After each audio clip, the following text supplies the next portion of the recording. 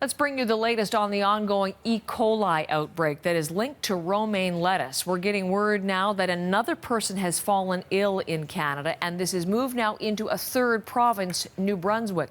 So health officials concerned about that as they scramble to pinpoint the source of the infection.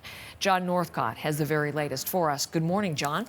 Yeah, indeed, Heather. Until they're able to determine exactly where that is from, there will be uncertainty and there will be a broad warning to people right across the country to dispose of any romaine lettuce you might have. Worth noting, it has a 5-week shelf life. So you may have bought it a while ago. It may still be there in the crisper. Take a look at it. It could create a problem for you, as it has done for people in now 3 provinces, 3 in Ontario, 15 in Quebec, 1 in New Brunswick. The age range is from 5 years old to 93 amongst these 19 patients. Worth noting that the difficulty that you can encounter with an E. coli infection often affects the young, those with compromised immune system, and the elderly. So something to watch for there. Again, a warning. So not mandatory, but retailers are taking it off the shelves out of an abundance of caution. Here's what one rep from Sobeys has to say.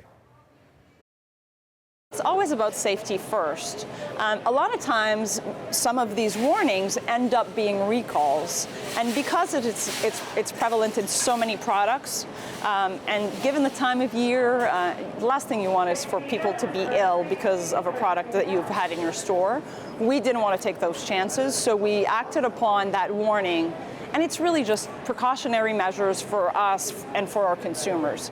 So while it appears to be narrowed down to the romaine lettuce itself, the actual source of the E. coli contamination still a big question, because right through that supply chain from the field, the E. coli, of course, the bacteria exists in the gut of animals, particularly cattle. It could be water used on the farm. It could even be birds flying overhead or wild animals in the farm, and then it could be all along a contaminated truck, contaminated surfaces, even in stores. So all of this a big question mark as that warning continues and the number of cases continue to spread. And again, that source of contamination could be in Canada, could be in the United States, John. So again, both countries looking to try to get this precisely established. In the meantime, we got that strong warning yesterday: do not eat, do not use, throw it out. What do people do to make sure they don't get sick? Okay, let's look at this. And again, keep in mind that 5-week shelf life that you have involved here in terms of determining where it might be and where it might have been in terms of trying to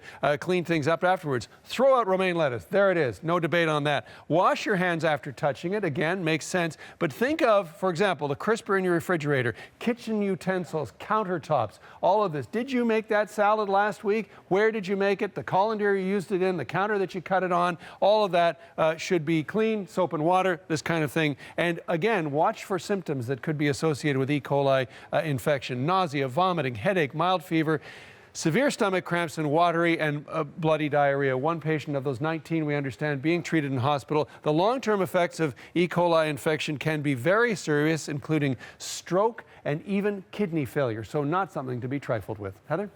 Yeah, the doctor to whom we were speaking yesterday said if those symptoms persist for more than 3 days, you're going to really want to check in on this. Okay, John, thank you. Very helpful this morning.